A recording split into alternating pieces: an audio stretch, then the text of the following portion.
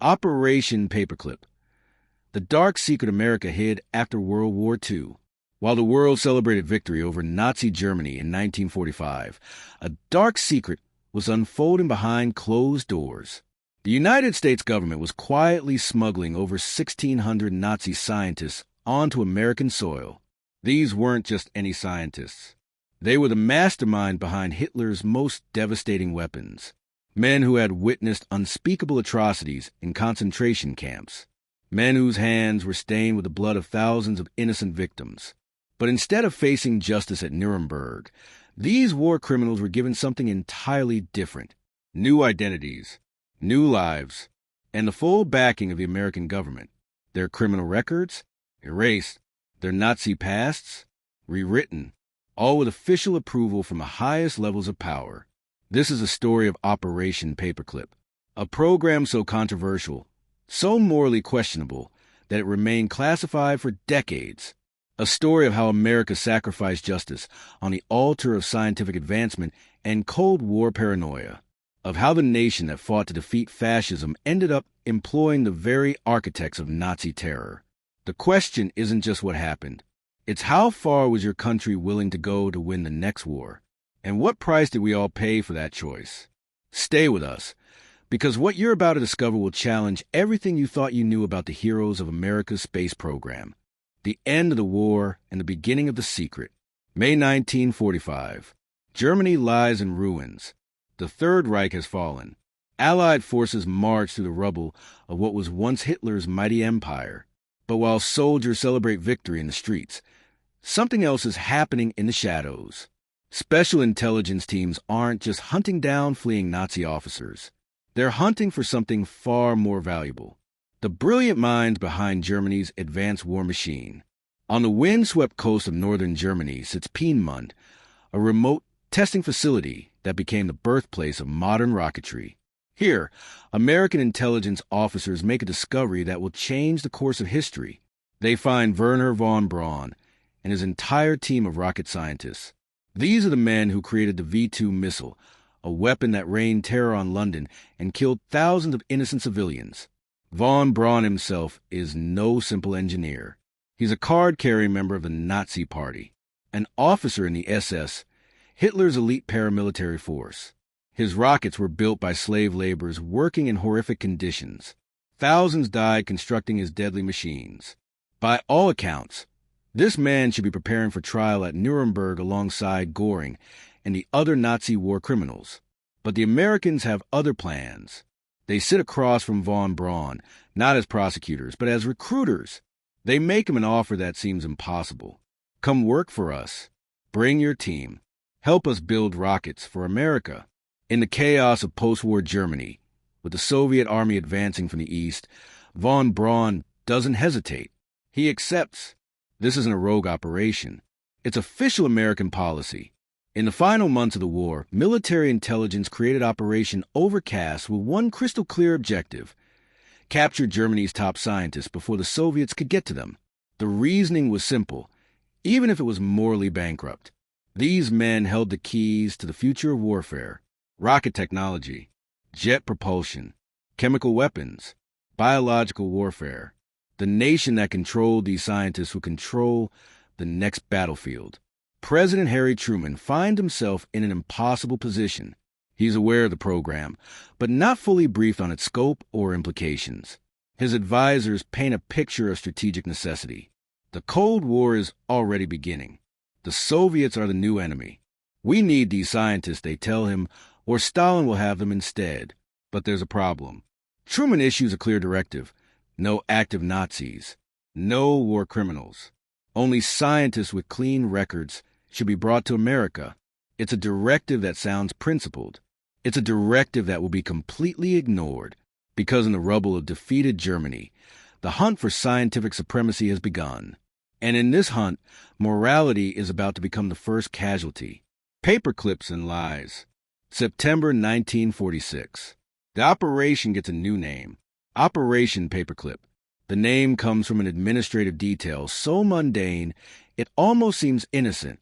Intelligence officers attach paper clips to the security files of German scientists to signal They should receive expedited processing with minimal background checks.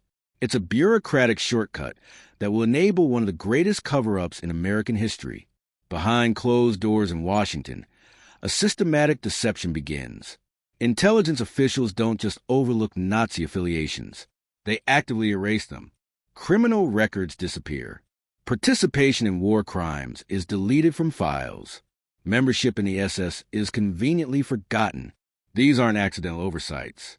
These are deliberate falsifications of historical records, ordered from the highest levels of military intelligence. President Truman's explicit order stands clear: no Nazis, no war criminals.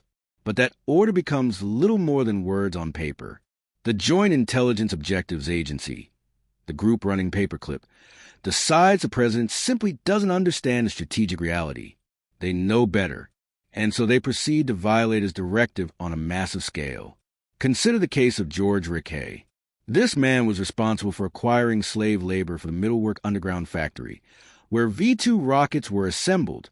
The conditions in this facility were beyond brutal. Prisoners worked 20-hour shifts in freezing tunnels carved into mountains. They had no sunlight, inadequate food, and faced constant beatings. More than 20,000 people died building von Braun's rockets in this hell beneath the earth. Rickey's role in this industrial murder was documented. He personally oversaw the system that kept fresh slaves flowing into Middlework to replace those who died. Yet American intelligence officers rewrote his file, removing references to his war crimes. They characterized him as merely a logistics officer who had nothing to do with the treatment of workers. It was a complete fabrication, and it almost worked. Rickey was processed for entry into the United States before someone finally flagged his true history. Then there's Arthur Rudolph. As production manager at Middlework, he was directly responsible for overseeing slave laborers. Survivors testified about his presence at hangings used to terrorize workers. They described his cold indifference to human suffering. His only concern was production quotas, regardless of how many prisoners died meeting them. But in a sanitized American file, Rudolph became just another brilliant engineer who happened to work for the wrong side. These men didn't sneak into America. They walked in through the front door. They traveled with their families on military transport aircraft. They were classified as special employees of the War Department. They were given housing at Fort Bliss in Texas and White Sands in New Mexico. They received salaries paid by American taxpayers. And everywhere they went, their pasts have been carefully scrubbed clean.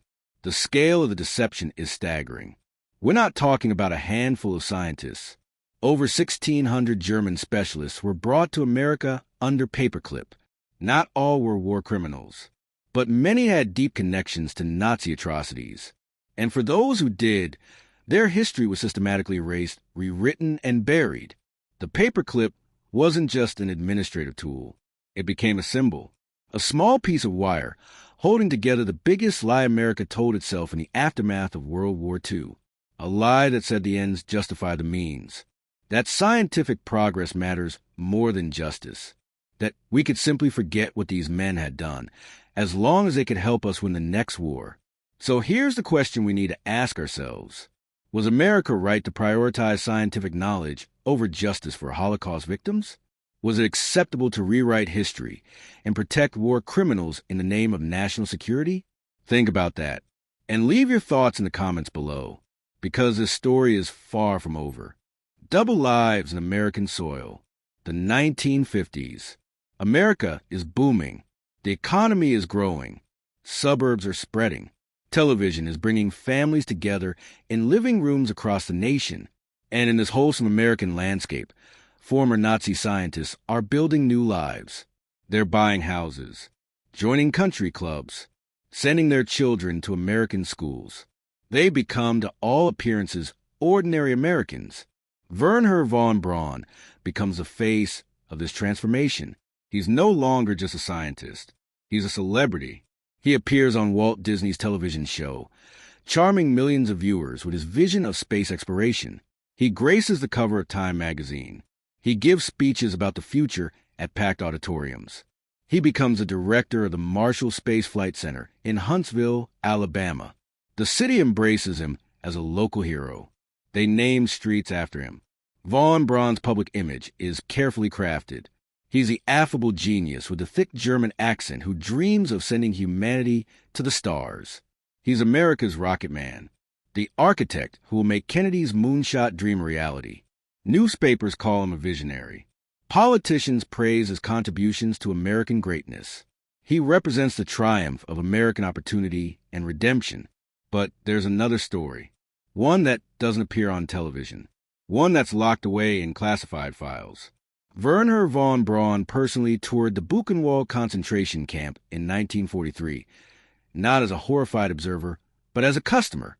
He was there to select prisoners for slave labor, to inspect human beings as if they were tools to be used and discarded.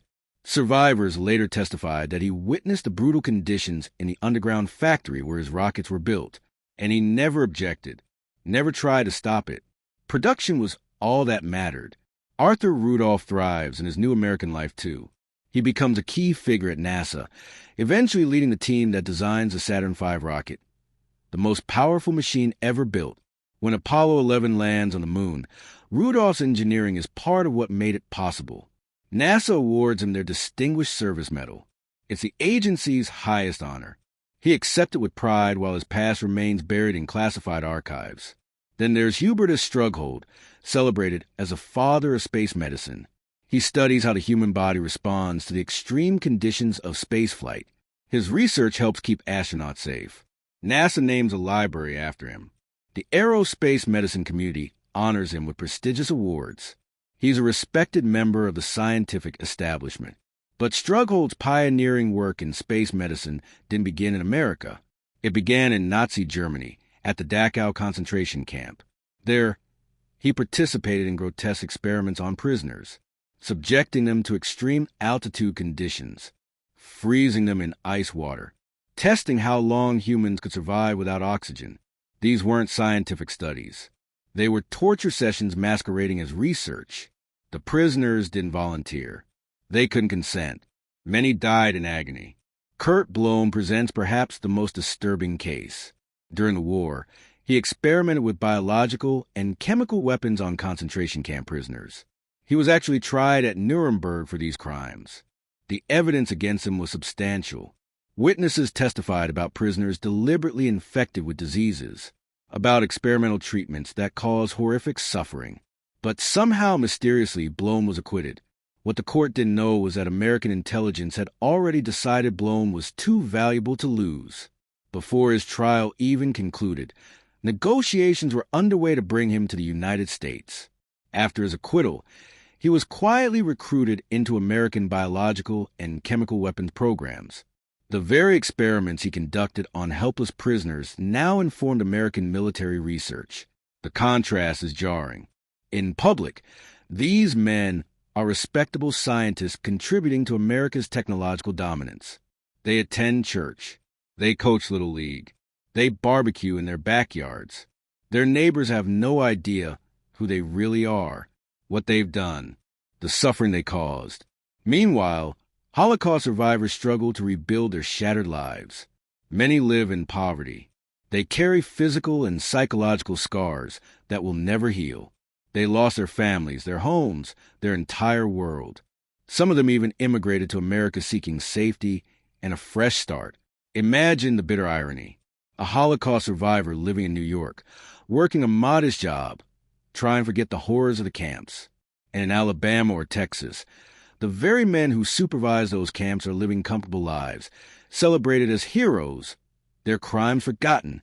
The survivors got no medals, no honors, no comfortable government salaries. They got trauma, and the men responsible for that trauma got the American dream. This is a true face of Operation Paperclip, not just a strategic program, but a moral catastrophe. A nation built on principles of justice and human dignity had made a devil's bargain. We got the rockets, we got the technology, but we also got something else. A stain on our national conscience that no amount of scientific achievement could ever wash away. If you're still watching, thank you. Seriously, this is a difficult story to hear, and an even more difficult one to tell. But it needs to be told. These truths matter. And I promise you, what comes next will show you just how far this story reaches. The best is still ahead. Stay with us. The Space Race and the Price of Progress. 1961. President John F. Kennedy stands before Congress and makes a declaration that will define a generation. We will send a man to the moon and return him safely to Earth before this decade is out. It's an audacious goal. Many think it's impossible, but Kennedy believes America needs this. The Soviets have beaten us into space with Sputnik. They've sent the first man into orbit. America is losing the space race, and with it, the perception of technological superiority that matters so much in the Cold War. The pressure is enormous. NASA mobilizes the entire nation's scientific and industrial capacity. Universities, corporations, military contractors, all working toward one goal, the moon. And at the heart of this effort are the paperclip scientists. Wernher von Braun leads the team developing the Saturn V rocket. Arthur Rudolph manages the production.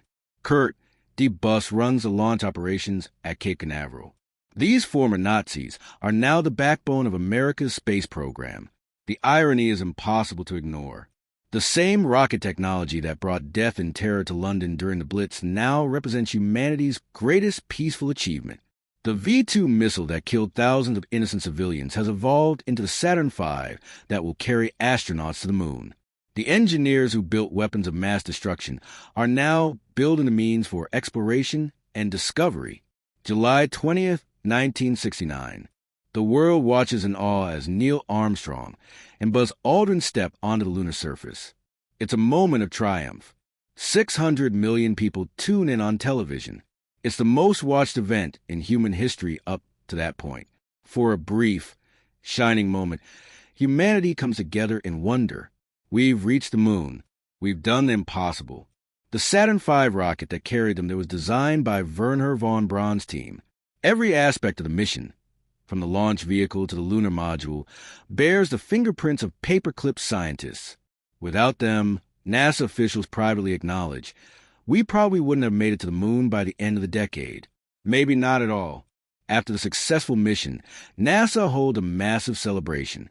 Von Braun and 3 other paperclip scientists received the Distinguished Service Medal, NASA's highest honor. They're photographed shaking hands with astronauts and politicians. They're hailed as the men who made the impossible possible. America has won the space race. And these are the heroes who delivered victory. But this moment of triumph raises profound questions. Questions that make many people deeply uncomfortable. Does the end justify the means? Is the moon landing great enough to excuse what these men did during the war? Can we separate the scientific achievement from the moral catastrophe that made it possible? The program delivered results beyond rockets. The economic impact of Operation Paperclip was staggering. The patents and industrial processes developed by these scientists were valued at over $10 billion in today's money. Jet propulsion, guided missile systems, computer technology, medical advances. The list goes on, in purely economic and strategic terms. Paperclip was an overwhelming success. Some argue this proves it was worth it, that bringing these scientists to America was a pragmatic choice in a dangerous world, that if we hadn't recruited them, the Soviets would have, that the technology they developed protected American lives and advanced human knowledge, that we can't judge the decisions of the past by the moral standards of today. But others see it differently. They see a nation that claimed to fight for freedom and justice, but then shielded war criminals from accountability. They see Holocaust survivors who never got justice because the perpetrators were too useful to prosecute. They see a government that lied to its own citizens about who these people really were. They see the message this sent to the world, that in America, your crimes don't matter if you're smart enough or valuable enough. The moral calculus is impossibly complex. How do you weigh 20,000 dead slave laborers against the Apollo program? How do you balance the scientific advances that improved millions of lives against the victims who never saw justice? Is there even a way to make such calculations? Or are some principles, like basic human dignity and accountability for mass murder, simply non-negotiable regardless of the benefits? What's undeniable is that we made a choice. As a nation, we decided that beating the Soviets mattered more than holding Nazis accountable. We decided that technological supremacy was worth protecting war criminals. We looked at the scales of justice and deliberately tilted them in favor of what we thought was strategic necessity. And now, standing on the other side of history, we have to ask ourselves, was it worth it? When you look up at the moon, do you see humanity's greatest achievement? Or do you see the price we paid for it? Perhaps you see both. Perhaps that's the most honest answer. That greatness and moral failure can exist in the same moment. That we can reach for the stars while standing on the backs of victims we chose not to defend. When the past catches up, for decades, Operation Paperclip remained mostly hidden. The scientist grew old in comfortable anonymity. Von Braun retired as a national hero. Rudolph enjoyed his NASA pension.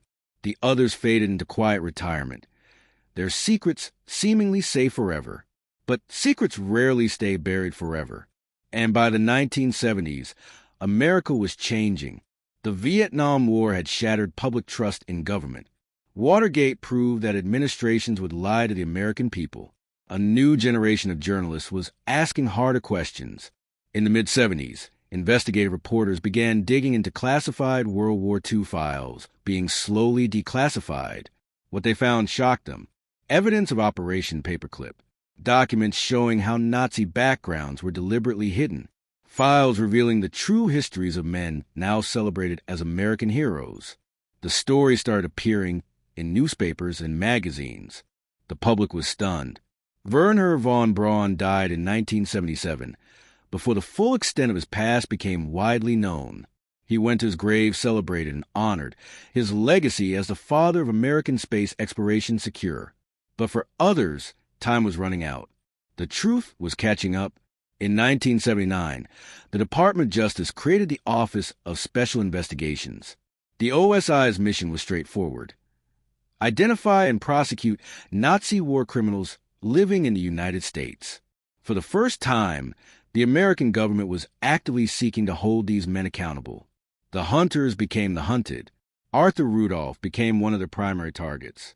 The evidence against him was overwhelming. Survivor testimony, documentary records from middle work, his own admissions about his role overseeing slave labor. In 1984, OSI investigators sat down with Rudolph for intensive interrogation. They laid out the case against him. They showed him the testimony of survivors who described his cruelty. They presented documents proving his involvement in using slave labor. Rudolph was 78 years old. He'd lived in America for nearly 40 years. He'd helped landmen on the moon. He had friends in high places who insisted he was being unfairly targeted. But the evidence was damning. The OSI made him an offer: renounce your American citizenship and leave the country voluntarily.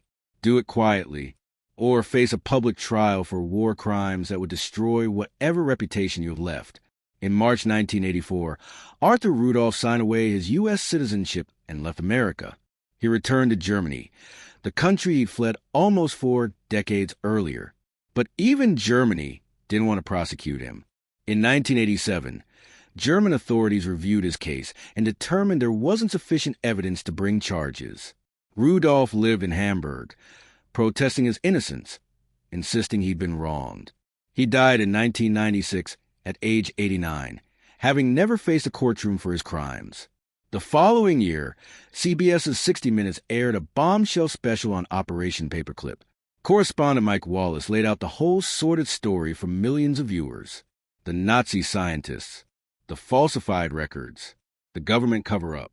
The special included interviews with Holocaust survivors who were outraged to learn their tormentors had been living comfortable lives in America while they struggled with poverty and trauma. The public reaction was intense. Congressional hearings were held. Politicians who'd once celebrated these men now scrambled to distance themselves.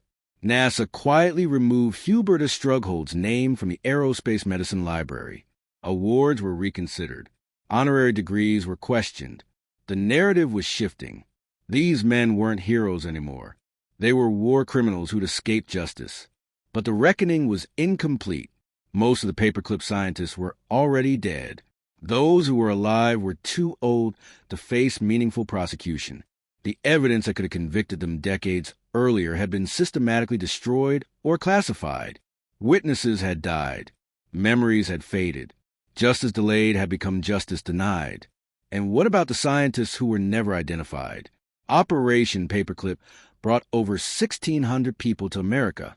We know the names of the prominent ones: Von Braun, Rudolph, Strughold, Blom. But what about the others? How many war criminals lived out their lives in American suburbs, their secrets intact? How many died peacefully in their sleep, never held accountable? We'll probably never know. The legacy of Operation Paperclip extends beyond the individuals involved. It set a precedent. It established that strategic value could outweigh moral considerations, that the right expertise could buy immunity from justice, that governments would lie to their own people when they deemed it necessary. These lessons weren't lost on subsequent administrations facing similar choices. Today, when we look back at the space program, we can't separate its achievements from how they were made possible. Every image of the moon landing carries with it the shadow of middle work. Every celebration of American innovation must reckon with the moral compromises that enabled it. The Saturn V is simultaneously a monument to human ingenuity and a reminder of how far we were willing to go to achieve our goals. Perhaps the most troubling question isn't about the past. It's about the future. If we faced a similar choice today, would we make the same decision? Would we sacrifice justice for strategic advantage? Would we hide uncomfortable truths in the name of national security? Have we learned anything from Operation Paperclip? Or would we do it all over again, telling ourselves it's necessary, it's justified, it's the greater good?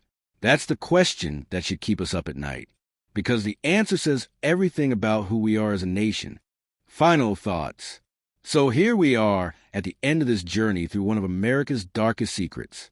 We've seen how desperation and ambition led the United States to make a devil's bargain with Nazi war criminals, how justice was sacrificed on the altar of scientific progress, how men responsible for unspeakable atrocities were transformed into American heroes, how a nation built on principles of freedom and justice chose expedience over morality. The question remains, was Operation Paperclip a pragmatic necessity during the early Cold War? Or was it a fundamental betrayal of the values America claimed to fight for in World War II? Did we have to choose between justice and winning the space race? Or could we have achieved greatness without protecting men who participated in genocide? These aren't easy questions. They don't have simple answers. But they're questions we need to keep asking, because how we answer them defines who we are as a society. It determines what we're willing to accept in pursuit of our goals. It reveals our true values when they're tested by difficult choices. What do you think? Leave your opinion in the comments. Was it justified? Was there another way? Should the men of Operation Paperclip be remembered as heroes or war criminals? We want to hear your perspective on this complex and controversial chapter of history. If this story impacted you, if it made you think, if it challenged what you thought you knew about American history, then please subscribe to our channel and turn on notifications.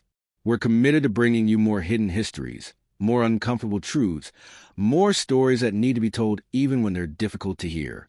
And don't stop here. Click on the next recommended video to continue exploring the secrets and controversies that shaped our world. There's so much more to discover, so much more truth waiting to be uncovered. Thank you for watching. Thank you for staying until the end. And thank you for caring about these stories that matter.